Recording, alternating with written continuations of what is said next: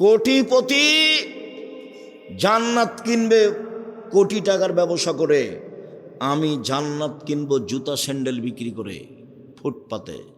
আমি বিশ্বস্ত, 10 টাকা দিয়ে জুতা কিনেছি, 12 টাকা বিক্রি করব, 40 টাকা বিক্রি করব না। ঢাকা বাইতুল মোকাররমে চতুর্দিকে জুমার দিন জিনিস বিক্রি হয়, কাপড় চোপড়। একজন বলছে পাঞ্জাবি, তখন আর একজন বলছে 3000। একজন বলছে পাঞ্জাবি, তখন আর একজন বলছে 3000। তার মানে সন্ধ্যা পর্যন্ত পাঞ্জাবি বিক্রি হলো 3000 টাকা করে।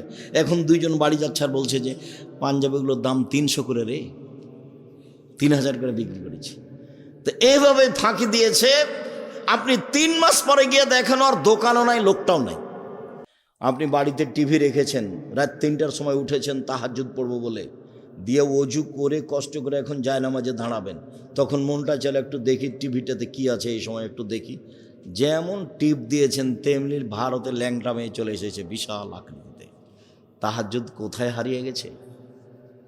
মন দিয়ে চলে শয়তান, সবসময় শয়তান মনের উপরে চলে। মানুষের ভেতরে দুইটা জিনিস, একটা হলো আত্মা, পাপের আদেশ করে, আর এটা হলো আকল, বিবেক। ও বলে না করা হবে না, ও করা হবে না, সব সময় ঝগড়া করছে দুইজন। আত্মার আকল, আত্মার আকল, আত্মা। ইউসুফ আলাইহিস সালাম বলছেন ইন্না নাফসালা আমারাতু বিসসুই, আত্মা পাপের আদেশ করে। আমি বলি না নিখুঁত আমি, তবে আমি বলছি জুলাইখাকে জাতির সামনে ঘোষণা দিতে হবে আমি অন্যায় করেছি, ইউসুফ করেনি। যখন জেলে বলা গেল, ডাকতে যাওয়া হলো, ইউসুফ আপনাকে দেশের সরকার ডেকেছে, আপনি জেল থেকে বের হন। তখন ইউসুফ আলাইহিস সালাম বলছে জি না, আমি জেল থেকে বের হব কেন? আগে জুলাইখাকে জাতির সামনে ঘোষণা দিতে হবে আমি অন্যায় করেছি, ইউসুফ করেনি। যতক্ষণ পর্যন্ত খোলা মাঠে জুলাইখা ঘোষণা না দিবে ততক্ষণ পর্যন্ত আমি ইউসুফ জেল থেকে বের হব না। যদিও ইন্না নাফসাল্লাহ আমারাতু বিসসুই, মানুষের আত্মা পাপের আদেশ করে, মানুষের আত্মা পাপের আদেশ করে। আমি জুলাইখার সাথে অন্যায় করবো কি করবো না সেটা পরের কথা, তবে আগে জুলাইখাকে জাতির সামনে ঘোষণা দিতে হবে। ও বলেছে জুলাইখার স্বামীর সামনে, শোনেন, আমি আপনার অবর্তমানে আপনার আমানতের খেয়ানত করিনি, আমি বের হইনি কেন? আমি কেন বললাম লে আলামা আন্নাহু লাম ইয়াকুন ফিল গাইবে, অদৃশ্যে জুলাইখার স্বামীর অবর্তমানে ইউসুফ অন্যায় করেছে, আমানতের খেয়ানত করেছে, এটা যেন বুঝে নিতে পারে যে আমি অন্যায় করিনি, আমি অন্যায় করিনি, আমি খেয়ানত করিনি আমানতের, আমি জুলাইখার সাথে অন্যায় করিনি। জাতির সামনে ঘোষণা না দেওয়া পর্যন্ত আমি জেল থেকে বের হব না। আমাদের নবী মুহাম্মদ সাল্লাল্লাহু আলাইহি ওয়াসাল্লাম বলছেন ইউসুফের ধৈর্য আমার চেয়ে অনেক বেশি, ইউসুফের ধৈর্য আমার চেয়ে অনেক বেশি। আমি যদি 12 বছর জেলে থাকতাম আর যদি সরকারের পক্ষ থেকে আমাকে ডেকে পাঠানো হতো, তাহলে আমি বলতাম চলো চলো চলো চলো। এই কথা মুহাম্মদ সাল্লাল্লাহু আলাইহি ওয়াসাল্লাম বলছেন। তাই বলছেন যে ইউসুফের ধৈর্য আমার চেয়ে অনেক বেশি। ইউসুফ বলছেন জি না, আমি জেল থেকে বের হবো কেন, ওকে ঘোষণা দিতে বলো। তখন জুলাইখা নিজে ঘোষণা দিল জাতির সামনে আমি অন্যায় করেছি, ইউসুফ করেনি। তখন তিনি জেল থেকে বের হলেন। দল সংগঠন করে আর একজনের বদনাম করে পরকাল হারায়েন না, নিজে উপার্জন করেন, প্রয়োজনে দিন মজুরি করে নিজে উপার্জন করে নিজে খাই। আমার আব্বা বলতেন, আমার নিজের আব্বার কথা বলছি, আমার আব্বা বলতেন বেটা, কারোর টিনের বাড়ি দেখে তুমি যদি খড়ের বাড়ি জ্বালিয়ে দাও তোমাকে থাকতে দেবে না, তো তোমার খড়ের বাড়িটাই তোমাকে কি করতে হবে, মূল্যায়ন করতে হবে। আর একজনের পিছনে পড়ে দিলে হ্যাঁ হ্যাঁ করে ঘুরে ঘুরে বেড়াবা আর আর মানুষের বদনাম করবা আর ওকে বলবে অমুকের চরিত্র ফুলের মতো পবিত্র, তাহলে তুমি জান্নাত পেয়ে যাওয়া অত সহজ হয়ে গেল? 4টে কাজ, 5 ওয়াক্ত সালাত, যে কোনো মূল্যে, মাঠে ঘাটে যে কোনো জায়গাতে যে কোনো মূল্যে 5 ওয়াক্ত সালাত নামাজ, কোনো প্রকার আপোষ নেই। 2 হালাল রুজি, 3 কোরআন তেলাওয়াত, 4 আড্ডা পিটা হারাম, জান্নাত হবে ইনশাআল্লাহ। পাপের জগতে কোনো পাপের ভাষা এরকম নয়। সুদের পাপের 70টি ভাগ রয়েছে। ছোট ভাগ হলো মার সাথে জেনা করলে যেমন পাপ হয়। কি দিয়ে আপনাকে আমি বুঝাই সুদের পাপের ভাষা কি? অবাক কথা, যে সুদ দিন রাত মানুষে খাচ্ছে কোনো পাপই নয়। কোনো হিসাবই করতে পারে না। সম্মানিত দিনী ভাই বোন, সুদের আলোচনায় লম্বা আলোচনা জেনে নেবেন। এখানে বলছি, সুদ যত বড়ই পাপ হোক না কেন, কোটি কোটি টাকা সুদ খেয়েছে, আজকে বলছে আল্লাহ আমি সুদের লেনদেন বন্ধ করলাম, জিন্দেগিতে আর কোনোদিন সুদের সাথে সম্পৃক্ত থাকবো না, আমি তোমার সাথে ওয়াদাবদ্ধ, তুমি আমাকে মাফ করো, ইনশাল্লাহ সব পাপ ক্ষমা হয়ে যাবে। কিন্তু আপনি কারো বদনাম করেছেন, আল্লাহকে বলেন তো এখন। এই জন্য আমি যখনই বক্তব্য দিয়েছি তখন বলেছি 4টা জিনিস মনে রাখবেন। 1, 5 ওয়াক্ত সালাত, 2, হালাল রুজি, 3, কোরআন তেলাওয়াত, 4, আড্ডা পিটা নিষেধ। আড্ডা পিটা 2 ধরনের। একটা দোকানে বসে ঘন্টার ঘন্টা গল্প করছেন, কার কথা যে কি বলছেন ধোলায় অন্ধকার। ওদিকে ল্যাংটা মেয়ে নাচছে আর এদিকে আপনি বসে আছেন আর একজনের বদনাম করছেন। আর একটা হলো মোবাইল নিয়ে ঘন্টার ঘন্টা ল্যাংটা মেয়ে দেখায়, হলো আড্ডা পিটা। এসব আড্ডা পিটা একেবারেই হারাম। আড্ডা পিটা টোটালি হারাম। আড্ডা পিটা চিরদিনের জন্য হারাম। এক রাহুল কালামাবাদ, এই ছেলে তোমরা দাঁড়িয়ে কেন? যদি জায়গা না থাকে বসার সেটা ভিন্ন কথা। আপনারা যারা দাঁড়িয়ে আছেন দয়া করে বসে কিছুক্ষণ কথা শোনেন। আপনার বিরক্তির আগে আমরা কথা শেষ করবো ইনশাআল্লাহ। যারা সামনে বসে আছেন বসে থাকা দেখে ভালো। এই তুমি দাঁড়িয়ে আছো কেন? ওখানে কি করছো তুমি? মানুষের তোমার দাঁড়িয়ে থাকাতে কষ্ট পাচ্ছে, এটা বুঝতে চাও না তুমি? বাস তুমি মেশিন ঠিক করেছো, প্রথমে 1 মিনিট ঠিক করে তুমি বসে থাকো। রাসূল সাল্লাল্লাহু আলাইহি ওয়াসাল্লাম যখন কথা বলতেন তখন সাহাবীগণকে বসতে বলতেন, এইটাও সুন্নাত। কি করবে এভাবে মারামারি করে, দাপট দেখিয়ে, ক্ষমতা দেখিয়ে, মানুষকে অপমান করে, মানুষকে জেল হাজতে দিয়ে কি করবা? মরলেই জাহান্নাম। যারা দাপট দেখাচ্ছে, যারা ক্ষমতা দেখাচ্ছে, যারা মানুষকে অপমান করছে, যারা মানুষকে জেল হাজতে দিচ্ছে, এদের মরার পরই জাহান্নাম। ও হলো জালেম। আর জুলুম খুব কঠিন জিনিস, বিচারও পরে হবে। যারা জাকাত দেয় না তাদের বিচার পরে হবে কেন? ওরাও জালেম। কিভাবে জালেম হলো ওরা ফকির মিসকিনের প্রতি জুলুম করেছে। ফকির মিসকিনের হক দেয়নি। ধনী মানুষ কার টাকা মেরে খেয়েছে? ফকির মিসকিনের। যেহেতু ধনী মানুষ ফকির মিসকিনের টাকা মেরে খেয়েছে, কাজে ও জালেম। এখন আর বিচার পরে হবে। আল্লাহ রাসূল বলছেন তার বিচার পরে হবে। হাত্তা ইউকযাবেন নাস, সব মানুষের যখন বিচার হয়ে যাবে তখন ধনী মানুষের বিচার হবে। কিভাবে যে হবে আল্লাহই ভালো জানে। তো বুঝাতে হবে কঠিন, সব টাকা বুঝাতে হবে কিভাবে আয় হয়েছে, সবটাই বুঝাতে হবে কিভাবে ব্যয় হয়েছে। এই ছেলে শোনো, টাকা ইনকাম করবা ব্যবসা করে। উপার্জনের 4টা পথ। একটা দিন মজুরি, সন্ধ্যায় টাকা শেষ। একটা চাকরি, 25 দিনে টাকা শেষ প্রায়। আর একটা হলো জমি চাষ, সমান সময় না হয় লস, সমান সমান না হয় লস। 4, ব্যবসা। রাসূল সাল্লাল্লাহু আলাইহি ওয়াসাল্লাম বলছেন সত্যবাদী বিশ্বস্ত ব্যবসায়ীরা নবীগণের সাথে জান্নাতে থাকবেন। কি আবার অবাক কথা! আল্লাহ রাসূল বলেছেন 2টা মেয়ে লালন পালন করলে নবীর সাথে থাকা যায় এভাবে। তখন বাপ মনে করেছে যে আমার তো 2টা মেয়ে, তো আমি বিবাহসাদী দিয়ে দিয়েছি, 2টা কেন, আমার 5টা মেয়ে। বাপও খুব খুশি। কিন্তু আল্লাহ রাসূল যে এইভাবে বলেননি। আল্লাহ রাসূল বলেছেন ফাআল্লামাহুন্না, মেয়েকে বিদ্যা শিখিয়ে দিল। 2, আদাবাহুন্না, তাকে শিষ্টাচার শিখিয়ে দিল। আহসানা ইলাইহিন্না, তার সাথে সদাচরণ করলো। ওয়াজাওয়াজাহুন্না, তার বিবাহ শাদী দিয়ে দিল। সেই বাপ আমার সাথে জান্নাতে এইভাবে থাকবে। তো আপনার মেয়েকে শিক্ষা দিয়েছেন, কি যে শিক্ষা দিয়েছেন, তার নখটা বড় আছে। বলেন তো এটা কোন শিষ্টাচার? তার নখে নেইল পালিশ আছে, বলেন তো এটা কোন শিষ্টাচার? নেইল পালিশ তো ইহুদি খ্রিস্টানদের পতিতালয়ের মেয়েদের বৈশিষ্ট্য। ইহুদি খ্রিস্টানদের পতিতালয়ের মেয়েরা নখে নেইল পালিশ দেয়। আপনার মেয়ের কপালে টিপ আছে। হিন্দু মেয়েদের বিবাহ করার 10টি পদ্ধতি আছে, তার একটি পদ্ধতির নাম রাক্ষসী বিবাহ। মেয়ের পিতা বিবাহ দিবে না, আপনি জোর করে বিবাহ করবেন তো কপালে টিপ দিতে হবে, তাহলে বিবাহ হয়ে গেছে। সেই টিপ এসেছে হিন্দুদের পক্ষ থেকে। বলেন আপনি মেয়েকে কি শিষ্টাচার শিখালেন? আপনার মেয়ে পরচুলা ব্যবহার করে বড় খোপা দেখাই, বলেন কি শিষ্টাচার শিখালেন? ভুরু তোলে চিকন করে রেখেছে, এইটা কি শিষ্টাচার?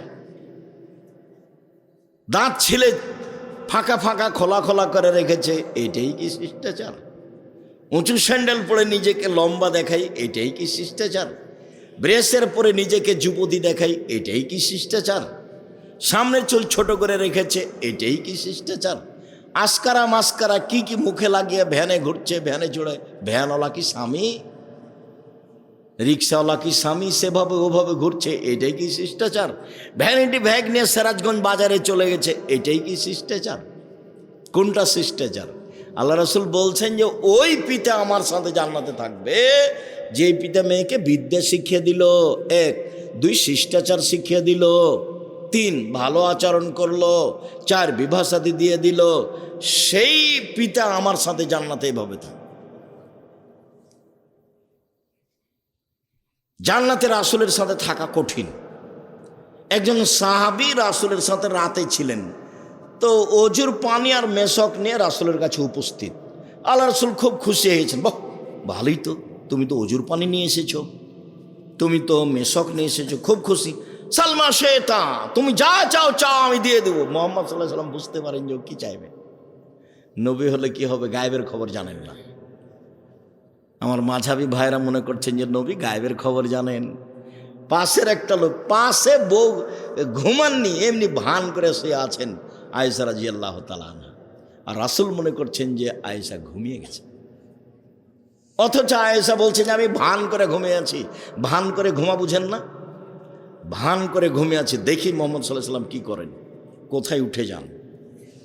দেখলাম ধীরে উঠলেন, ধীরে জুতা স্যান্ডেল পায়ে দিলেন, কাপড় গায়ে দিলেন, ধীরে দরজাটা খুললেন, আমি যেন জানতে না পারি।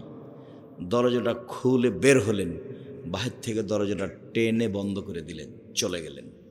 আমিও উঠলাম, দেখি কি কোথায় যান।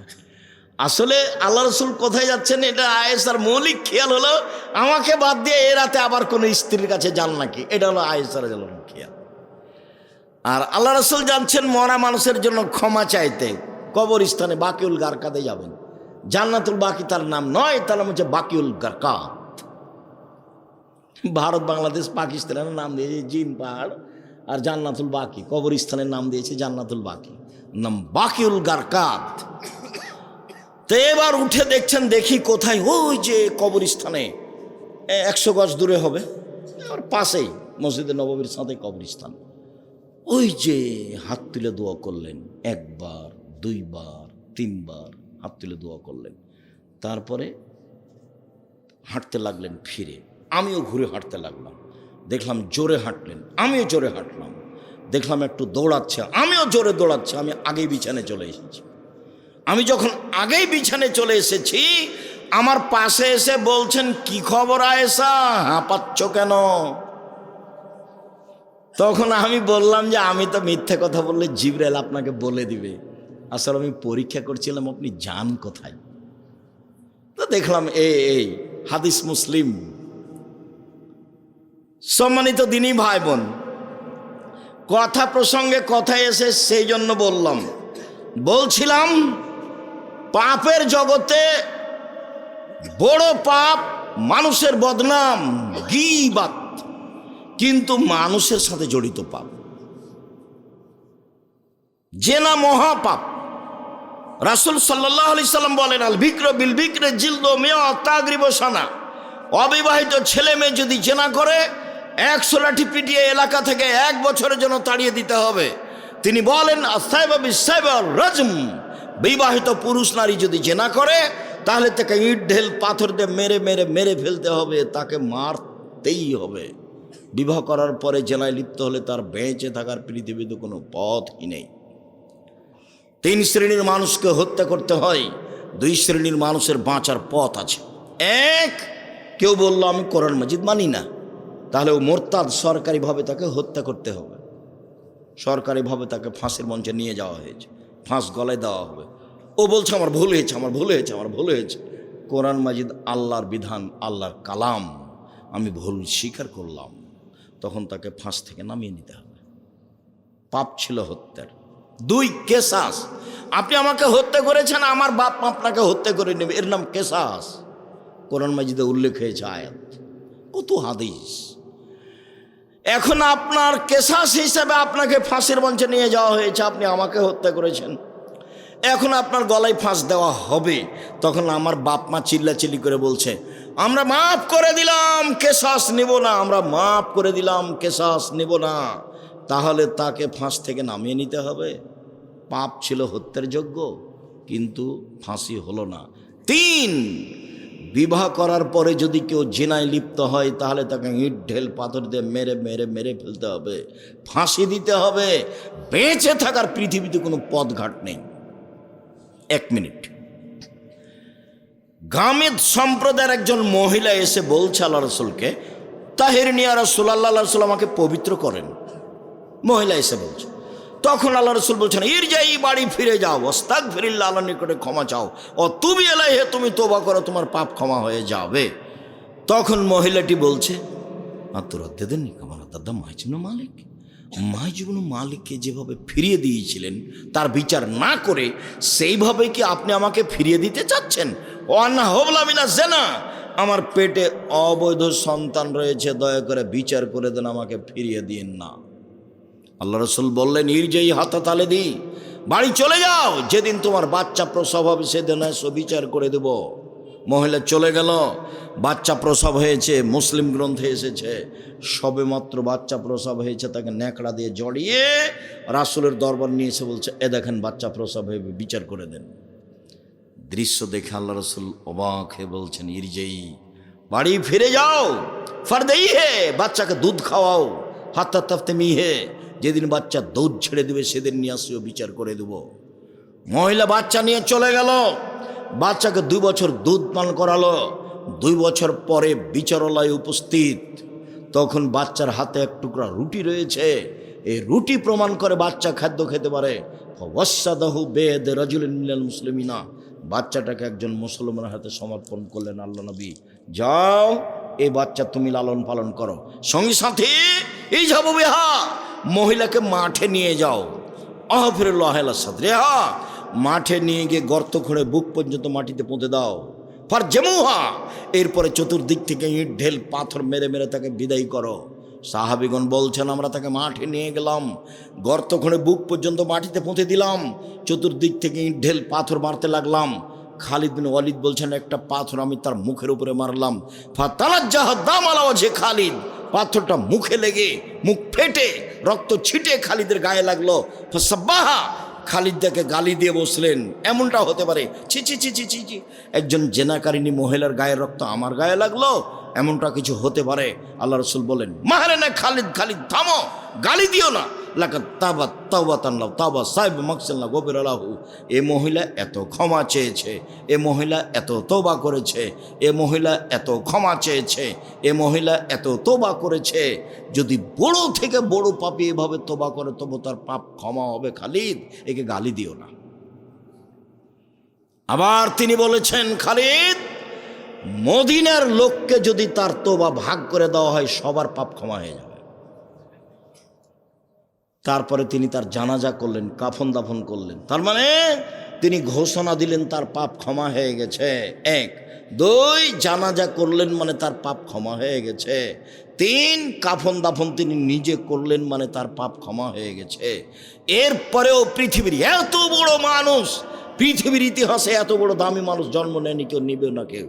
বিচারের মাঠে তিনি যা বলবেন তাই হবে। তার নাম মুহাম্মদ সাল্লাল্লাহু আলাইহি সাল্লাম। এত বড় মানুষ বুঝতে পারলেন তার পাপ ক্ষমা হয়ে গেছে, কিন্তু তাকে মাফ করতে পারলেন না। যাও, তোমার বিচার হবে না, তোমার তওবা কবুল হয়ে গেছে, তোমার শাস্তি হবে না, এই কথা তিনি বলতে পারলেন না। মানে তিনি শরীয়তের কাছে নিজেই জিম্মি। মানে বিবাহ করার পরে কেউ যদি জেনায় লিপ্ত হয় তাহলে তার বেঁচে থাকার পৃথিবীতে কোনো পথ নেই। এরপরেও যদি বিচার না হয়, আল্লাহর কাছে যদি কান্নাকাটি করে ক্ষমা চায়, তাহলে এই পাপ ক্ষমা হবে ইনশাআল্লাহ। কিন্তু যার বদনাম করেছেন দোকানে বসে, সেই পাপ আল্লাহর কাছে ক্ষমা চান দেখি। বুঝাতে পারিনি গীবাত কাকে বলে। যদি আমি বুঝাতে না পারি তাহলে আমার ব্যর্থতা, কথা সত্য, কিন্তু আপনাকে বুঝাতে পারলাম না। আমি বলেছি জিন্দেগিতে কখনো আর ওই দোকানের সামনে বসবেন না, আড্ডা পিটা চিরদিনের জন্য হারাম। দুইজন যেখানে আছে সেখানে যাবেন না।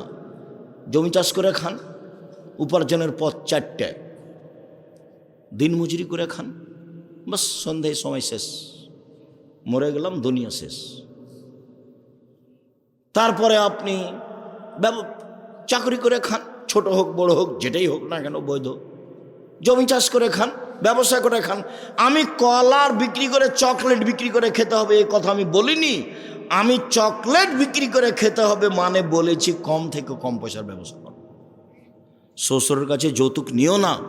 ভিক্ষা করা টাকা দিয়ে চাউল কিনে ভাত খেয়ে বাদাত কবুল হবে, শ্বশুরের কাছে টাকা নিয়ে ওই টাকা দিয়ে চাউল কিনে ভাত খেয়ে বাদাত কবুল হবে না, এটাই চূড়ান্ত। তখন আমি বলেছি ভিক্ষা করে খাও। শ্বশুরের কাছে টাকা নিলে কেন? আরে ভিক্ষা করে খাবো কেন? মানুষের বাড়িতে কাজ করে খাবো। আব্দুর রাজ্জাক সাহেব ভিক্ষা করার কথা বলেন কেন? আমি তোমাকে ভিক্ষা করার কথা বলিনি, আমি তোমার বাপকে নিন্দা করেছি। তোমার বাপ কেন মানুষের টাকা নিল? তোমার বাপকে আমি এই জিনিসটা বলতে চেয়েছি, তোমাকে বলতে চেয়েছি। তোমার বাপের মুখ কালো হয়ে আছে, দেখো তুমি এখন পাশে, তুমি টাকা নিয়েছো, তোমার বাপ তো জানে, তোমার মা তো জানে। শ্বশুরের কাছে টাকা নিলে কেন? বছর শেষে একটা লুঙ্গি কিনে দিতে বলেছি শ্বশুরকে। আব্বা আমি গরিব মানুষ, দিনমজুরি করে খাই, দেন একটা লুঙ্গি নেন, আমি আপনার জন্য উপহার কিনেছি। 15-20 বছর যাবৎ মানুষ করে মেয়েটা তোমার হাতে দিয়েছে, তুমি শুকরিয়া আদায় করো না কেন? তুমি তাকে গালি দাও কেন? তুমি তার নিন্দা করো কেন? তুমি শ্বশুর বাড়িতে যাবো না বলে রাগ করো কেন? একটু বিভাষাতে লাগলে তুমি বাঁকা হয়ে বসে থাকো, আমি যাব না, আমি যাব না। তখন তোমার শ্বশুর পা ধরে, তোমার শাশুড়ি পা ধরে, তোমার শ্যালকেরা পা ধরে। তুমি কি পেয়েছো? কি হয়েছো তুমি এমন? শ্বশুরের সাথে কথা বলো না, রাগ করে থাকো, কেন থাকবা? ভদ্র হতে শিখো, কাজ করে খেতে শিখো। ভদ্র হতে শিখো, কাজ করে খেতে শিখো। মানুষের বাড়িতে কাজ করে খালো, নিজের একটা গর্ব বহাল থাকবে।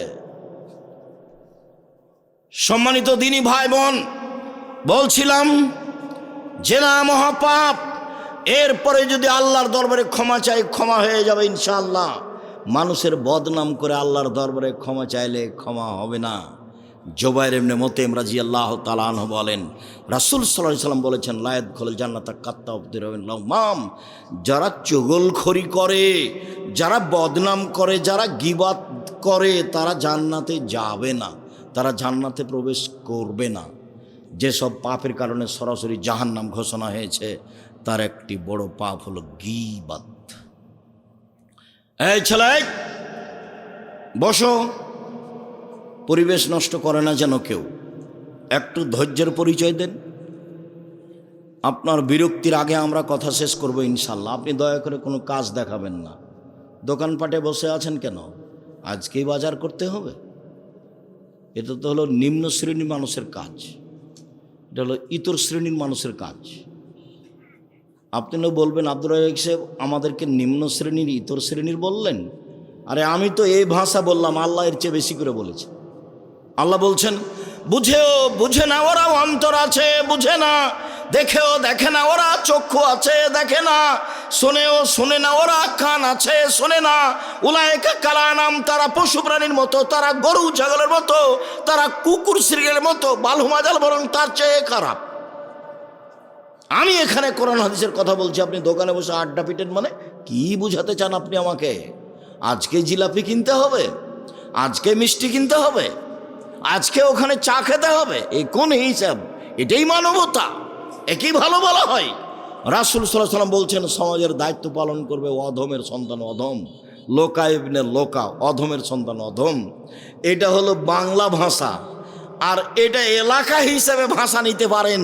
তখন আমি বলেছি রংপুর, দিনাজপুর, লালমনিরহাট, নীলফামারী, কুড়িগ্রাম, পঞ্চগড়, ঠাকুরগাঁ, গাইবান্ধা, বগুড়া, জয়পুরহাট, এসব এলাকার ভাষায় সমাজের যেদিন লোক দায়িত্ব পালন করবে, বেন্যার বাচ্চা বেন্যা। আর চাঁপাইনবাবগঞ্জ, রাজশাহীর ভাষায় ছোট লোকের বাচ্চা ছোট লোক। আমি এই কথা বলিনি, ভাষাটা আল্লাহ রাসূল বলেছেন, লোকা ইবনে লোকা, অধমের সন্তান অধম, নিম্ন শ্রেণীর সন্তান নিম্ন শ্রেণীর লোক।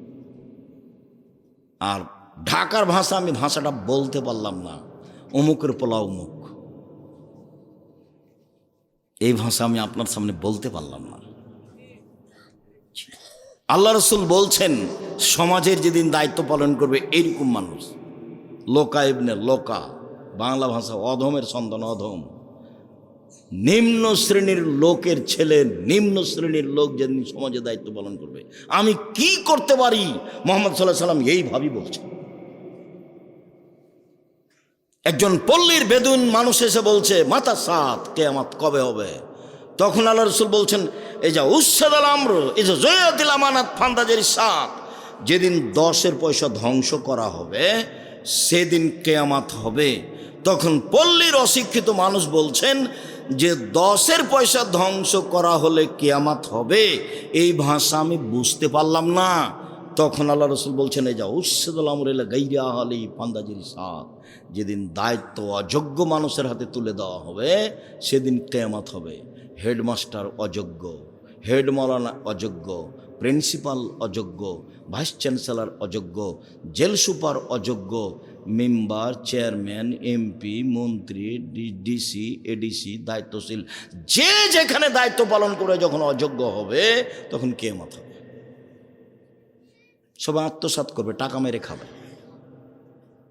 সেদিন কিয়ামত হবে। দেখেন মরণ একদিন আসবে, বইয়ে বইয়ে বিস্তারিত লিখে রেখেছি সব।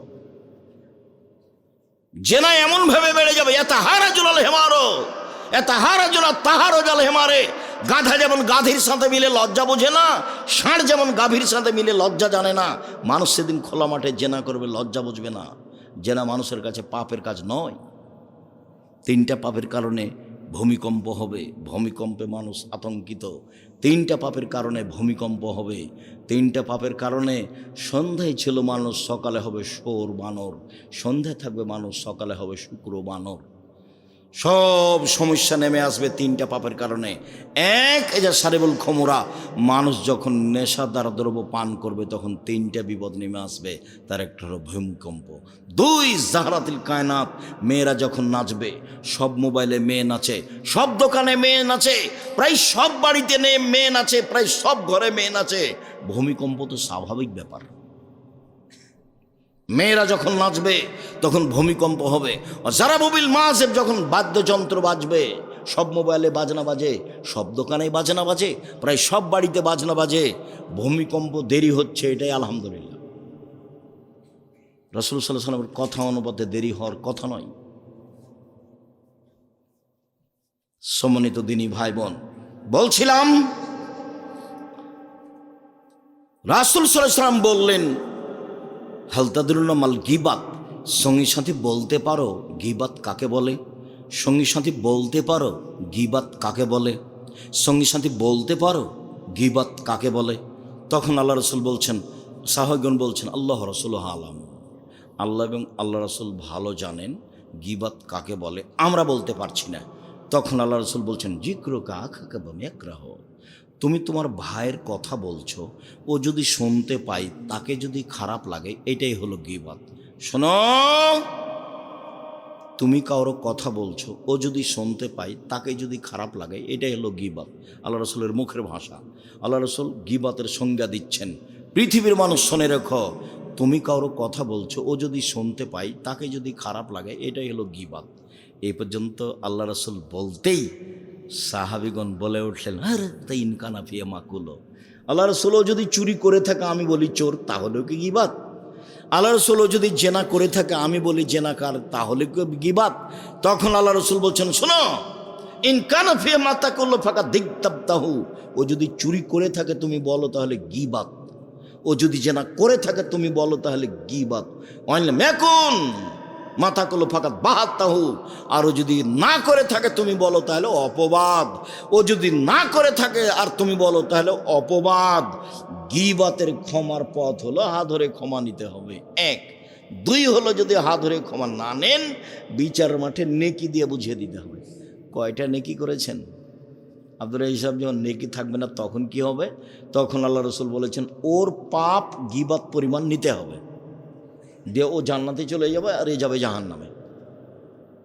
এটা বিচারের পদ্ধতি। আর যদি অপবাদ হয় তাহলে 80 লাঠি, যদি অপবাদ হয় তাহলে কত লাঠি? 80 লাঠি ছাড়া আপনি পবিত্র হবেন না। কেন আপনি দোকানে বসতে গেলেন? আপনাকে আমি কতবার বলেছি দোকানের সামনে যাবেন, আসসালামু আলাইকুম, আমার মরিচ আছে? যে আছে, 200 মরিচ দাও। বাস নেওয়া শেষে, টাকা দেওয়া শেষে, আসসালামু আলাইকুম। ওখানে আপনি বসলেন কেন? আপনাকে যে আমি বলেছি 2 জন যেখানে বসে আছে সেখানে বসবেন না। আর আপনার বাড়িতে কোনো মহিলা মানুষ গেছে ধান চাউল কর্জ নিতে, তখন গিয়েই বলছে, আর শুনেছো বুবু, চাপে নওয়াজের ভাষা, এখন এই সিরাজগঞ্জে বুবু বলে কি না আমি জানি না, শুনেছো বুবু এই এই এই ঘটনায় অমুক মেয়ের কথা শুনেছ? তখন আপনার স্ত্রী বলে, চুপ থাকেন, মুখ খুলবেন না। মানুষের বদনাম করেন কেন? আর একবার মুখ খুললে আপনাকে আমি চাউল কর্জ দিব না, জান। আর আপনার ওই স্ত্রীর যদি স্বভাব হয়, কি বলো তো একটু বসেলে, আরে বসো, পরে আগে বলো না, তাহলে কি হবে? গীবত আবার শুনতে ভালো লাগে। আর যে শত্রু পক্ষ, ওর যদি গীবত হয় আরো ভালো লাগে। আর এমন শান্তি পায়, ও যদি বিপদে পড়ে তাহলে বলে ঠিক হয়েছে। বিপদগ্রস্ত ব্যক্তি যদি শত্রু হয় তাহলে খুব খুশি। আমি নিজে চোখে গরু জব করতে দেখেছি, যে খুশি হয়েছে তা কি জব করতে দেখেছি, গরু জব করতে দেখেছি। কেন? ও বিপদে পড়েছে সেই জন্য। আর 2 ভাই গন্ডগোল করে ঢেঁকি কেটে ভাগ করে নিচ্ছে, এটা আমার চোখের সামনে। ঢেঁকি কেটে কি করেছে? ভাগ করে নিয়েছে। 2 ভাই দিন রাত স্বামী স্ত্রী খেলে ওর বদনাম করে নিজের ভাইয়ের। ঝগড়াতে এভাবে বলছো, তখন আমি পাশে দাঁড়িয়ে, গ্রামের ছেলেপিলা মানুষ সামনে দৌড়ে গেছি যে বাড়িতে ঝগড়া হচ্ছে, তখন বলছে থাম, আমি তো এখান থেকে চলে যাব, আমার ভাগটা এমন লোকের কাছে বিক্রি করব যে তোকে গুতাতে পারে। অথচ আল্লাহ রসুল বলছেন, নিজের ভাই যখন বলবে জমি আমি কিনবো না, তুমি যার কাছে ইচ্ছা বিক্রি করো, তখন তুমি অন্যের কাছে বিক্রি করতে পাবা, তাছাড়া তোমার বিক্রি নিষেধ। কথা মুহাম্মদ সাল্লাল্লাহু আলাইহি ওয়াসাল্লাম বলছে। কথা বুঝাতে পারিনি, আর একবার বলি। আমাদের গ্রামের ওই লোকটা বলছে ওর ভাইকে ঝগড়াই, যে শোন, আমি তো এখান থেকে চলে যাব, তা আমার জমির ভাগটা তোকে দিব না, এমন মানুষের কাছে বিক্রি করব যে মানুষ তোকে কি করতে পারে? গোতাতে পারে, উচিত শিক্ষা দিতে পারে। অথচ আল্লাহ রসুল বলেছেন যে ভাইয়ের ভাগ বিক্রি করতে পাবে না ভাইকে না বলে। যখন ভাই বলবে ঠিক আছে ভাই, আমি তোমার ভাগ কিনতে পারছি না, যেখানে ইচ্ছা সেখানে বিক্রি করো, তখনই অন্যের জায়গাতে বিক্রি করবে, অন্যের কাছে বিক্রি করতে। যা বিক্রি নিষেধ। কিভাবে বদনাম গড়ে উঠছে সমাজে! দল করলে, সংগঠন করলে, দলাদলি করলে, মারামারি করলে, এটা হবে একবারে গীবত বদনামের বন্যা। আমি বসে আছি, হঠাৎ করে ওই সাংবাদিক ঢুকেছে প্রতিষ্ঠানে। আমি সাধারণত কারোর সাথে এরকম কথা বলি না, তো আমি অফিসে কি কাজে বসেছিলাম, চলে এসেছি। তা আমার সাথে এখন কথা বলছে, বলতে বলছে যে আপনার প্রতিষ্ঠানে এটা ঘটেছিল। তখন আমি বলছি, সেই কথা এখন কেন? ভিক্ষা করে খেতে পারেন না? এই কাজ করতে কেন এসেছেন? সাংবাদিকতায় হারাম। সাংবাদিকদের কাজই হলো মিথ্যে কথা কি করা? প্রকাশ করা। একটু পরে বলছি, দেখেন মিথ্যে কথা প্রকাশ করা কত কঠিন। আল্লাহ তাআলা বলছেন, ওয়ালা তাজাসসু, পৃথিবীর মানুষ তোমরা দোষ ত্রুটি উদ্ঘাটন করো না। দোষ ত্রুটি উদ্ঘাটন করা চিরদিনের জন্য হারাম। তিনি বলছেন, ওয়ালা তাহাসসু, মানুষের গোপন কথা কান লাগিয়ে শোনো না। যারা মানুষের গোপন কথা কান লাগিয়ে শোনে, তাদের কানে বিচারের মাঠে তামা সীসাকে গলিয়ে জাহান্নামের আগুনে গলিয়ে কানে ঢেলে দেওয়া হবে। মানুষের গোপন কথা শোনা হারাম, মানুষের দোষ ত্রুটি উদ্ঘাটন করা হারাম। রাসূল সাল্লাল্লাহু আলাইহি ওয়াসাল্লাম বলেন, মান সাতারা মুসলিমান সাতারাহুল্লাহু ফিদ দুনিয়া ওয়াল আখিরাহ। কেউ যদি মানুষের দোষ ত্রুটি দুনিয়াতে ঢেকে রাখে, আল্লাহ বিচারের মাঠে তার দোষ ত্রুটি ঢেকে রাখবেন। 1 মিনিট এদিকে লক্ষ্য করেন। এই ছেলে, ঘুমিয়ে আছো নাকি? এদিকে লক্ষ্য করো। আল্লাহ তাআলা বিচারের মাঠে একজন পাপীকে নিয়ে আসবেন, নিয়ে এসে তারা বাহু দিয়ে আড় করে রাখবেন, কাউকে দেখতে দিবেন না। দিয়ে তার আমলনামাটা সামনে ধরে বলবেন, দেখো তো এগুলো কি তোমার পাপ? ওদিকে আড় করে আছে, কেউ যেন দেখতে না পায়। আল্লাহ বলছেন এভাবে, দেখো তো এটি কি তোমার পাপ? তখনও বলবে জি, এগুলি আমার পাপ। তখন আল্লাহ বলবেন, তুমি কি মনে করো আমার ফেরেশতারা অন্যায় লিখেছে? তখনও বলবে জি না, আমি এটা বলি না যে ফেরেশতারা অন্যায় লিখেছে। তখন আল্লাহ বলবেন, তুমি আমাকে কিছু বলতে চাও? তখন লোকটা বলবে জি না, আমি কিছু বলতে চাই না। তখন আল্লাহ বলবেন শোনো, তোমার একটা ভালো অভ্যাস ছিল, তুমি মানুষের দোষ ত্রুটি ঢেকে রাখতে। তুমি মানুষের দোষ ত্রুটি ঢেকে রাখতে পারো, আমি আল্লাহ তোমার দোষ ত্রুটি ঢেকে রাখতে পারি না। যাও, তোমার বিচার হবে না, তোমাকে মাফ করে দিলাম। বলেন সাংবাদিকের কি হবে? ওর আর কোনো রুজির পথ নেই। আমি ভিক্ষে করে খেতে বলছি, এটা তো একটা গতি আমার। দিনমজুরি করে খাবে, আরো দুনিয়াতে অনেক পথ আছে। চকলেট বিক্রি করেই খেতে হবে তা তো নয়, কলা বিক্রি করে খাবে, জুতা স্যান্ডেল বিক্রি করে খাবে, কাপড় চোপড় বিক্রি করে খাবে, অনেক পথ আছে উপার্জনের। এই অটো চালানোর চেয়ে, অটো দিয়ে রাস্তা ঘেরার চেয়ে ব্যবসা করা ভালো। জুতা স্যান্ডেল রাস্তায় বিক্রি করো, অত রিক্সের উপরে বোঝা নিতে গেলে কেন? ছোট থেকে ছোট ব্যবসা করো। সত্যবাদী বিশ্বস্ত ব্যবসায়ীরা কোটিপতি, জান্নাত কিনবে কোটি টাকার ব্যবসা করে। আমি জান্নাত কিনবো জুতা স্যান্ডেল বিক্রি করে ফুটপাতে। আমি বিশ্বস্ত, 10 টাকা দিয়ে জুতা কিনেছি, 12 টাকা বিক্রি করব, 40 টাকা বিক্রি করব না। ঢাকা বাইতুল মোকাররমে চতুর্দিকে জুমার দিন জিনিস বিক্রি হয়, কাপড় চোপড়। একজন বলছে পাঞ্জাবি, তখন আর এক বলছে 3000। একজন বলছে পাঞ্জাবি, তখন আর একজন বলছে 3000। তার মানে সন্ধ্যা পর্যন্ত পাঞ্জাবি বিক্রি হলো 3000 টাকা করে। এখন দুইজন বাড়ি যাচ্ছে আর বলছে যে পাঞ্জাবিগুলোর দাম 300 করে রে, 3000 করে বিক্রি করেছি। তো এইভাবে ফাঁকি দিয়েছে। আপনি 3 মাস পরে গিয়ে দেখেন আর দোকানও নাই, লোকটাও নাই, কিছুই থাকবে না। মিথ্যা কথায় ফাঁকি দিয়ে ব্যবসা করলে এমনি হারাবে, ওটা রাসূল বলেছেন। এখানে যেমন বলেছেন সত্যবাদী বিশ্বস্ত ব্যবসায়ীরা নবীদের সাথে থাকবে, ওটাও তেমন বলেছেন মিথ্যা কথা ফাঁকি দিয়ে ব্যবসা করলে সব কিছুই হারাবে। সম্মানিত দিনী ভাই বোন, রাসূল সাল্লাল্লাহু আলাইহি ওয়াসাল্লাম বলেন, লা তুজুল মুসলিমিনা, পৃথিবীর মানুষ তোমরা মুসলমানকে কষ্ট দিও না। ওয়ালা তুয়াইরু, তাদের নিন্দা করো না। ওয়ালা তাত্তাবিউ আওরাতিহিম, তোমরা মানুষের পিছনে পড়ো না। মাইয়াত্তাবিউ আওরাত আখিল মুসলিম, পৃথিবীর কোনো মানুষ যদি কোনো মানুষের পিছনে পড়ে, বদনামের পিছনে পড়ে, ইয়াত্তাবিল্লাহু আওরাতাহু, তাহলে আল্লাহ তার পিছনে পড়ে যাবেন। ওমাই ইয়াত্তাবিউ আওরাতাহু ইয়াফজাহু ওয়ালাউ কানা ফি জাওফির আলী, আর যার বিরুদ্ধে আল্লাহ চলে গেছেন, আল্লাহ তাকে অপমান করেই ছাড়বেন। ও যদি মানুষের বদনাম করার পরে ওর বাহনের পেটের ভিতরে ঢুকে যায়, একটা মানুষের বদনাম করার পরে ও তার উটের পেটের ভিতরে ঢুকে গেছে, কথার কথা পাথরের মধ্যে ঢুকে গেছে, তবু আল্লাহ সেখানে কি করবেন? তাকে অপমান করেই ছাড়বেন। ভুলেও কোনোদিন মানুষের পিছনে পড়বেন না, নইলে আল্লাহ আপনার পিছনে পড়ে যাবে, তখন আপনি আর টিকতে পারবেন না। আল্লাহর সাথে মোকাবেলা করে আপনি পারবেন? টিকতে পারবেন না। ফেন্সুগঞ্জ সিলেটের ওসি বলছে আপনি সিগনেচার করেন, মামলা আমি চালাবো। তখন আমি বলছি ভাইজান, আমি মানুষের বিরুদ্ধে মামলা করব না। আমি বলছি মানুষের বিরুদ্ধে আমি মামলা করব না।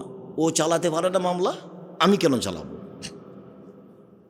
তো ওই চালাই, ওর তো ক্ষমতা আছে। ওই মানুষের মামলা চালাতে গেলে তাহলে মানুষের মতো হয়ে যাবে, ও যদি চালাই তাহলে তার মতো হবে। তো আমি ছোট কাজে যাবো কেন? ওই করুক, অকি করার সুযোগ দিই, মানুষের পিছে পড়বেন না। রাসূল সাল্লাল্লাহু আলাইহি সাল্লাম বলছেন, মান কানা জাওয়াজহাইনে ফি দুনিয়া কানা ইয়াউমাল কিয়ামা ফি লিসানানে ফি ওয়াজি আও ফি ফামিহি, যে ব্যক্তি মানুষের বদনাম করবে দুনিয়াতে, বিচারের মাঠে তার মুখে হবে 2টা আগুনের জিহ্বা। যে ব্যক্তি মানুষের বদনাম করবে দুনিয়াতে, তার মুখে হবে বিচারের মাঠে 2টা আগুনের জিহ্বা, এক মুখে 2টা জিহ্বা। আনাস রাদিয়াল্লাহু তাআলা আনহু বলেন, একদা রাসূল সাল্লাল্লাহু আলাইহি সাল্লাম বললেন, জিবরাইল আমাকে উপরে নিয়ে যাচ্ছেন। আল্লাহ নবী বলছেন, জিবরাইল আমাকে উপরে নিয়ে যাচ্ছেন। হঠাৎ দেখি অনেক মানুষ, তাদের লম্বা লম্বা তামার নখ, একমেশুনো ওজুহুম, নখ দিয়ে একবারে মুখের উপরে খামচা মেরে গোস্ত তুলে ফেলছে, আবার নখ দিয়ে বুকের উপরে খামচা মেরে এইসব গোস্ত তুলে ফেলছে। আল্লাহ রাসূল বলছেন, জিবরাইল মান হাউলাই, এরা কি? এ কি কথা? এরা কারা? তারা কেন তাদের নিজের নখ দিয়ে মুখের গোস্ত তুলে ফেলছে? কেন নিজের বুকের গোস্ত তুলে ফেলছে? কেন জিবরাইল? ঘটনা কি? জিবরাইল বলছেন, হাউলাই আল্লাযিনা ইয়াকুনা ফি আরাজিন নাস, এরা হচ্ছে ওরা যারা মানুষের বদনাম করত। জীবনে কোনোদিন মুখ খুলবেন না, মুখ বন্ধ, বাঁচার পথ তিনটে, বাঁচার পথ তিনটে। এক, মুখ বন্ধ রাখেন, জান্নাত হবে। দুই, জরুরি প্রয়োজন ছাড়া বাড়ির বাইরে যাবেন না, জান্নাত হবে। তিন, পাপের জন্য কাঁদতে শিখুন, জান্নাত হবে ইনশাআল্লাহ। রাসূল সাল্লাল্লাহু আলাইহি সাল্লাম বলেছেন, গাভীর বাঁট ওলান থেকে চাপ দিয়ে দুধ বের করে ভিতরে ঢোকানো যায় না, যেমন আল্লাহর ভয়ে কাঁদে যে সে জাহান্নামে যাবে না তেমন।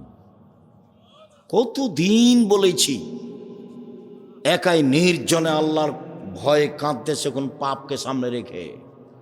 যার চোখের পানি আল্লাহর ভয়ে ঝরে, ওর গাভীর বাঁটে আবার দুধটা ঢোকানো যেমন অসম্ভব, দহন করার পরে তার জাহান্নামে যাওয়া তেমনি অসম্ভব।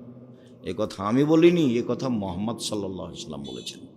তখন তিনি বললেন, পৃথিবীর মানুষ, জাহান্নাম থেকে বাঁচার তিনটা পথ। এক, মুখ বন্ধ রেখো, ভালো কথা ছাড়া মুখে ব্যবহার করো না। দুই, জরুরি প্রয়োজন ছাড়া বাড়ির বাইরে যাও না। আপনি তো ভাত খাওয়ার পরে হাতটাই ভালো করে মুছেন না, খালি চলে যাচ্ছেন দোকানের দিকে, ওখানে গল্প করবেন। সেই জন্য আপনার চরিত্র কেউ না বুঝলে আপনি তো বুঝেন। দোকানে বসে থাকতে আপনাকে ভালো লাগে, আর আপনি মুরব্বী মানুষ, কষ্ট নিয়েন না। আপনি আমার দিনী ভাই, আপনাকে আমি ভালোবাসি। আপনি বাড়িতে টিভি রেখেছেন, রাত 3টার সময় উঠেছেন তাহাজ্জুদ পড়বো বলে, দিয়ে অজু করে কষ্ট করে এখন জায়নামাজে দাঁড়াবেন, তখন মনটা চলে একটু দেখি টিভিটাতে কি আছে, এই সময় একটু দেখি। যেমন টিপ দিয়েছেন তেমনি ভারতের ল্যাংটা মেয়ে চলে এসেছে বিশাল আকৃতিতে। তাহাজ্জুদ কোথায় হারিয়ে গেছে? মন দিয়ে চলে শয়তান, সবসময় শয়তান মনের উপরে চলে। মানুষের ভেতরে দুইটা জিনিস, একটা হলো আত্মা, পাপের আদেশ করে, আর এটা হলো আকল, বিবেক। ও বলে না, করা হবে না, ও করা হবে না, সব সময় ঝগড়া করছে দুইজন। আত্মার আকল, আত্মার আকল, আত্মা। ইউসুফ আলাইহিস সালাম বলছেন, ইন্না নাফসালা আমারাতু বিসসুই, আত্মা পাপের আদেশ করে। আমি বলি না নিখুঁত আমি, তবে আমি বলছি জুলাইখাকে জাতির সামনে ঘোষণা দিতে হবে, আমি অন্যায় করেছি, ইউসুফ করেনি। যখন জেলে বলা গেল, ডাকতে যাওয়া হলো, ইউসুফ আপনাকে দেশের সরকার ডেকেছে, আপনি জেল থেকে বের হন। তখন ইউসুফ আলাইহিস সালাম বলছে, জি না, আমি জেল থেকে বের হব কেন? আগে জুলাইখাকে জাতির সামনে ঘোষণা দিতে হবে আমি অন্যায় করেছি, ইউসুফ করেনি। যতক্ষণ পর্যন্ত খোলা মাঠে জুলাইখা ঘোষণা না দিবে, ততক্ষণ পর্যন্ত আমি ইউসুফ জেল থেকে বের হব না। যদিও ইন্না নাফসাল্লাহ আমারাতু বিসসুই, মানুষের আত্মা পাপের আদেশ করে, মানুষের আত্মা পাপের আদেশ করে। আমি জুলাইখার সাথে অন্যায় করবো কি করবো না সেটা পরের কথা, তবে আগে জুলাইখাকে জাতির সামনে ঘোষণা দিতে হবে। ও বলেছে জুলাইখার স্বামীর সামনে, শোনেন, আমি আপনার অবর্তমানে আপনার আমানতের খেয়ানত করিনি, আমি বের হইনি কেন? আমি কেন বললাম লে আলামা আন্নাহু লাম ইয়াকুন ফিল গাইবে, অদৃশ্যে জুলাইখার স্বামীর অবর্তমানে ইউসুফ অন্যায় করেছে, আমানতের খেয়ানত করেছে, এটা যেন বুঝে নিতে পারে যে আমি অন্যায় করিনি, আমি অন্যায় করিনি, আমি খেয়ানত করিনি আমানতের, আমি জুলাইখার সাথে অন্যায় করিনি। জাতির সামনে ঘোষণা না দেওয়া পর্যন্ত আমি জেল থেকে বের হব না। আমাদের নবী মুহাম্মদ সাল্লাল্লাহু আলাইহি সাল্লাম বলছেন, ইউসুফের ধৈর্য আমার চেয়ে অনেক বেশি, ইউসুফের ধৈর্য আমার চেয়ে অনেক বেশি। আমি যদি 12 বছর জেলে থাকতাম, আর যদি সরকারের পক্ষ থেকে আমাকে ডেকে পাঠানো হতো, তাহলে আমি বলতাম চলো চলো চলো চলো। এই কথা মুহাম্মদ সাল্লাল্লাহু আলাইহি সাল্লাম বলছেন। তাই বলছেন যে ইউসুফের ধৈর্য আমার চেয়ে অনেক বেশি। ইউসুফ বলছেন, জি না, আমি জেল থেকে বের হবো কেন, ওকে ঘোষণা দিতে বলো। তখন জুলাইখা নিজে ঘোষণা দিল জাতির সামনে, আমি অন্যায় করেছি, ইউসুফ করেনি। তখন তিনি জেল থেকে বের হলেন। মেয়ে মানুষ বিপজ্জনক। আল্লাহ রাসূল বলছেন, মা তারাক্তু বাদি ফিতনাতান আজার আলে রিজালা মিনাস। আমার জীবনে ছাড়িনি কোনো বস্তু যেটা পুরুষের জন্য বেশি বিপজ্জনক হতে পারে নারীদের চেয়ে। আমার জীবনে ছাড়িনি কোনো বস্তু যেটা পুরুষের জন্য বিপজ্জনক হতে পারে নারীদের চেয়ে। নারী হচ্ছে পুরুষের জন্য সবচেয়ে বিপজ্জনক বস্তু। রাসূল সাল্লাল্লাহু আলাইহি ওয়াসাল্লাম বলেছেন, ইন্নাল মারাতা তুকবালু ফি সূরাতি শায়তান ওয়া তুদবারু ফি সূরাতি শায়তান। মহিলারা শয়তানের বেশ ধরে আসে, মহিলারা শয়তানের বেশ ধরে যায়, মহিলারা শয়তানের বেশ ধরে আসে, মহিলারা শয়তানের বেশ ধরে যায়। শোনন দিনী বোন, আপনাকে আমি নিন্দা করতে আসিনি। আরে আপনাকে আমি শয়তান বলবো কেন? আপনাকে তো আমি খাদিজার মতো মনে করি, আপনাকে আমি আয়েশার মতো মনে করি। দেখবেন 1 মিনিট খাদিজা দেখবেন, আয়েশা 1 মিনিট দেখবেন, দেখায় আপনাকে 1 মিনিট এদিকে দেখেন। এই মেয়ে কথা বলছো কেন? চুপ থাকো। 1 মিনিট দেখায় আপনাকে খাদিজা কাকে বলে, আয়েশা কাকে বলে। এ দেখেন, আয়েশা রাদিয়াল্লাহু তাআলা আনহা বলেন, আমার ঘরে হলো আমার স্বামীর কবর। তখন আমি কবরের পাশে যাই, মাথায় কাপড় দিই না, অত খেয়াল করি না আমি, কেন? এটা আমার স্বামীর কবর। কয়দিন পরে সেখানে কবর হলো আমার বাপের, তখন আমি এমনিতে যাই কবরের পাশে, কেন? এটা আমার আব্বার কবর, এটা আমার স্বামীর কবর, আমি অত খেয়াল করি না। কয়দিন পরে সেখানে কবর হলো উমারের, আমি আয়েশা উমারের কবরকে লজ্জা করে, একজন বেগানা পুরুষের কবর আছে এখানে, সেদিন থেকে আমি মাথায় কাপড় না দিয়ে কবরের পাশে যাই না। আয়েশা রাদিয়াল্লাহু তাআলা আনহা কবরকে লজ্জা করেন, একজন বেগানা পুরুষের কবরকে লজ্জা করেন আয়েশা রাদিয়াল্লাহু তাআলা আনহা। আর আপনি এখন নগ্ন পোশাকে আছেন, ভ্যানিটি ব্যাগ ঘাড়ে আছে, ফ্যাশন বোরকা আছে, বলেন আমি কি বলতে পারি আপনাকে? নখ বড় আছে, নখে নেইল পালিশ আছে, কি বলতে পারি? এখন আমি নিরুপায় বলেছি যে তোমার বাপ নেই। তোমার বাপ যদি থাকতো তো এমন হলো কেন তুমি বলো? তখন আমি নিরুপায় হয়ে বলেছি যে দেখেন বাপ কাকে বলে, পিতা কাকে বলে দেখেন। তাহলে আজকে 1 মিনিট বলি, এই ছেলেরা দেখো তো পিতা কাকে বলে, দেখো তো তুমি আজকে তোমার বাপকে চাচা বলে ডাকবে না আব্বা বলে ডাকবা, বিবেচনা করো। আমি নিশ্চিত জানি যে এটা তোমার আব্বা, এটা আমি জানি, কিন্তু আমি তোমাকে কেন বলছি যে এটাকে আর বাপ বলো না চাচা বলো, আমি দুঃখে বলেছি। কেন? তোমার আব্বাকে আমি বুঝাতে পারিনি যে বাপ কাকে বলে। 1 মিনিট। আয়েশা রাদিয়াল্লাহু তাআলা আনহা বলেন, আমরা এক সফর থেকে আসছিলাম, হঠাৎ করে গলার হার হারিয়ে গেল, খুঁজে পাই না, আমরা বড় বিপদে পড়ে গেলাম। পানি নেই, অজু করতে পারি না, সালাত আদায় করতে পারি না, হার খুঁজেও পায় না। আমি আমার বড় বোনের হারটা নিয়ে এসেছিলাম আসমার, আমি খুব চিন্তিত। জনগণ আমার আব্বার কাছে গেল, আমার আব্বাকে বলল, আপনি কি জানেন আয়েশা কি ঘটিয়েছে? কি ঘটিয়েছে? ও তো গলার হার হারিয়েছে, আমরা খুঁজে পাচ্ছি না, যেতেও পারছি না। তাই এই কথা শুনে আবু বকর সিদ্দিক আমার নিকটে আসলেন। তখন আমার স্বামী আমার উরু রানের উপরে মাথা দিয়ে ঘুমিয়েছিলেন। মুহাম্মদ সাল্লাল্লাহু আলাইহি সাল্লাম এসে ফাল্লাকা জানি লাকসাদান সাদিদা, আমার কোমরের উপরে এত জোরে মারলেন, খুব জোরে মারলেন। ওই সময় আমার স্বামী আমার উরু রানের উপরে মাথা দিয়ে ঘুমিয়েছিলেন।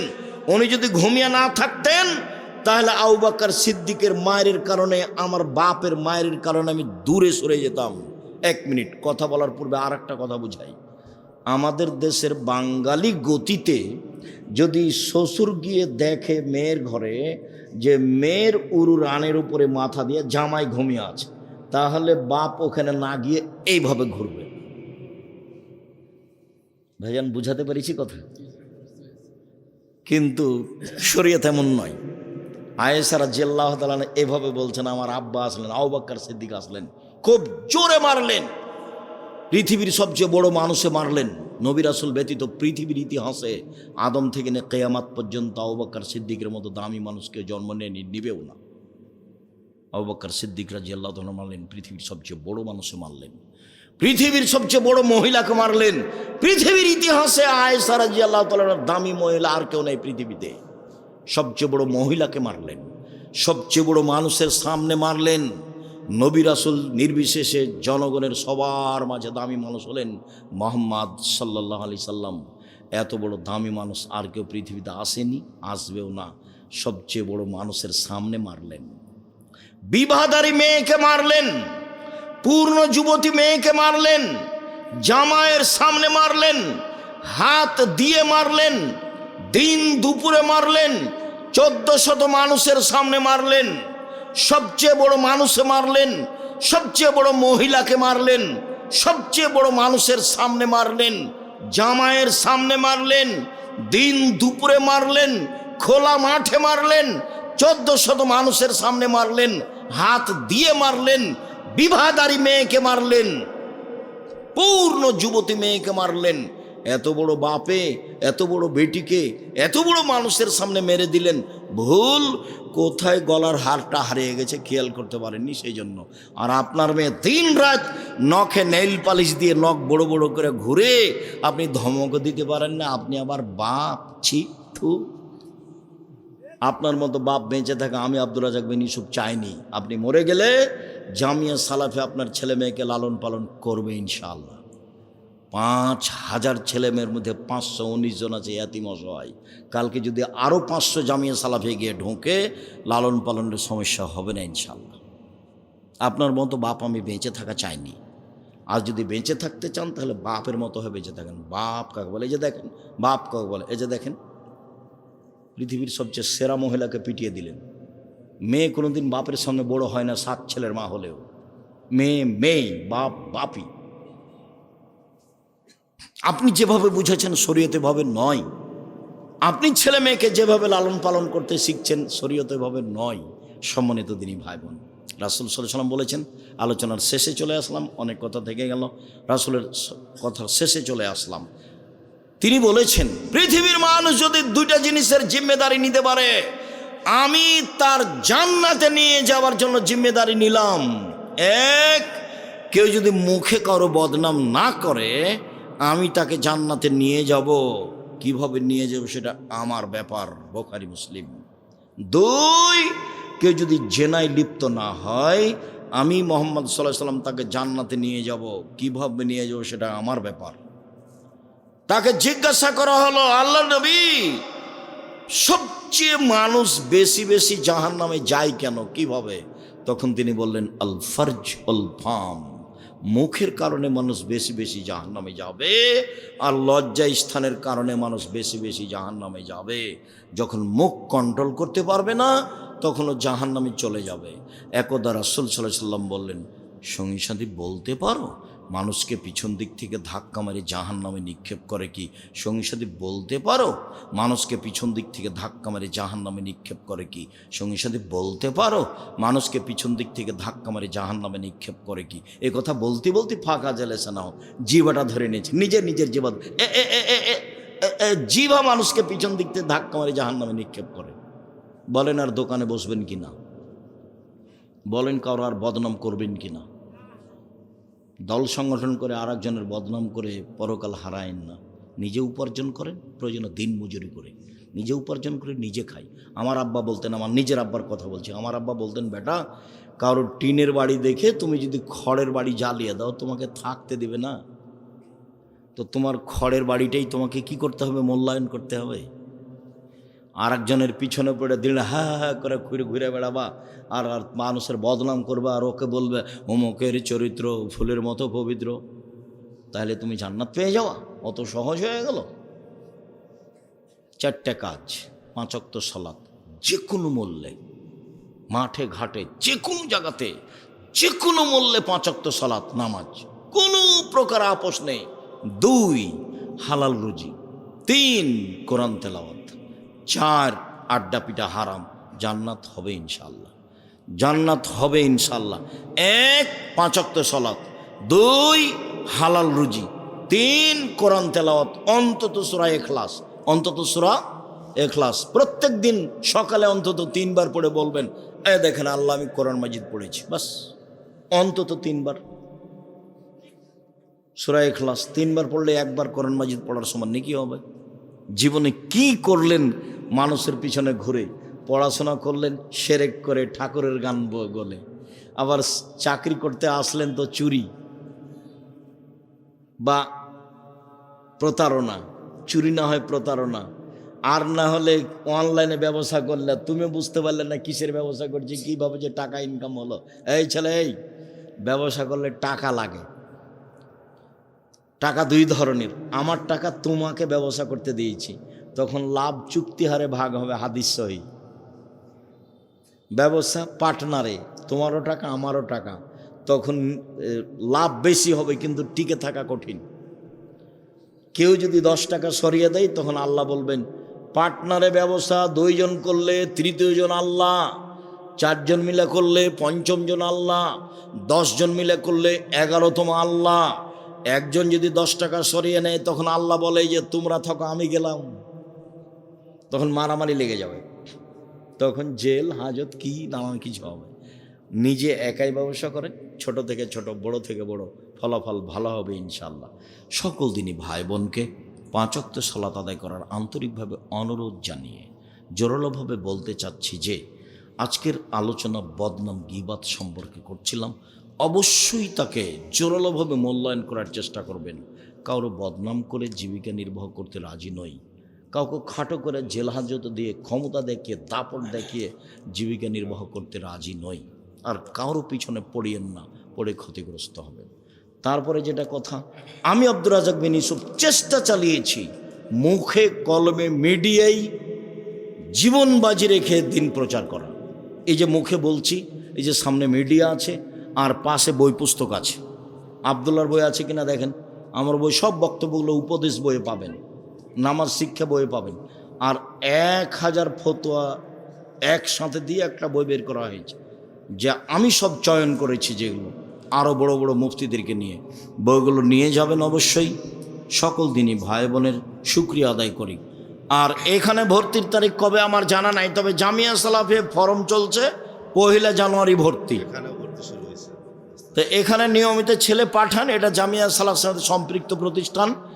আর জামিয়া সালাফের রাজশাহী বা বিভিন্ন জায়গাতে জামিয়া সালাফে চলছে, সেগুলোর ভর্তির তারিখ 1 জানুয়ারি।